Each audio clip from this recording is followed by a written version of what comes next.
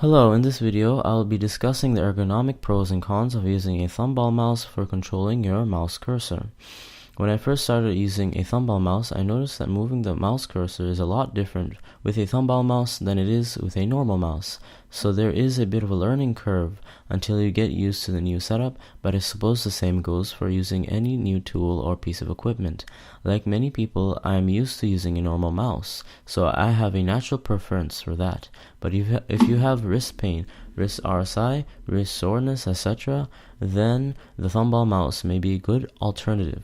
The thumball mouse has its pros and cons. It helps reduce wrist strain by limiting the movement of your wrist. Instead, it increases the amount of movements that your thumb has to perform.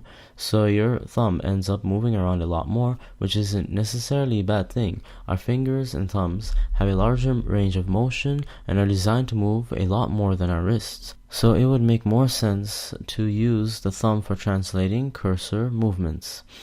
Additionally, the thumb doesn't always move in the same direction, so it is harder for the thumb to experience RSI compared to the wrist. I also find that the thumb doesn't become fatigued or strained as easily while using a thumball mouse. If you already have carpal tunnel or a sore wrist for a mouse hand, then a thumball mouse may be a good alternative. But if you have arthritis in the fingers and thumbs, particularly in the thumb, then perhaps it's better to get a vertical mouse or a touchpad. Know that in the long run, perhaps the best option is to switch from one type of mouse to another if you are a heavy mouse user. A heavy mouse user is someone who uses their mouse constantly for hours, and problems start almost no matter what if you strain the same part of the body for hours. That's what RSI is, repetitive strain injury, which is an injury caused by repeatedly straining a certain part of your body without breaks.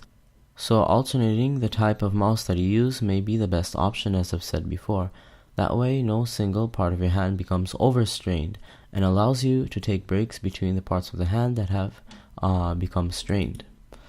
So I also want to quickly talk about the thumball mouse that I'm using in this review, which is called the Logitech Trackman wheel.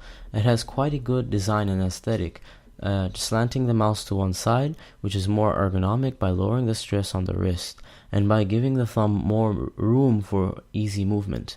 If I place my hand on the Trackman wheel, it perfectly fits my hand. One thing that I noticed with using a trackball mouse is that you have to have the sensitivity increased, so you don't have to excessively roll the ball with your thumb. After I did that, I found the Trackman wheel a lot more comfortable to use. It has a very smooth tracking system using the black dots on the ball as tracking points for the optical tracking of the ball movements, so that the ball can translate your thumb movements into the cursor movements. The Trackman wheel is extremely durable, with people having used this mouse for over 9 years and still going strong. The Trackman wheel also takes up less space than a regular mouse, given that a normal mouse requires moving over a mousepad. And I believe that a person with larger hands may find the Trackman wheel more comfortable to use, given that the mouse is quite large. So thank you for listening. If you have any questions, please feel free to ask me in the comments below. I'd appreciate if you like and share this video and subscribe to my channel.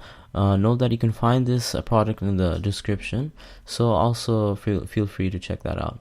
Thank you and bye.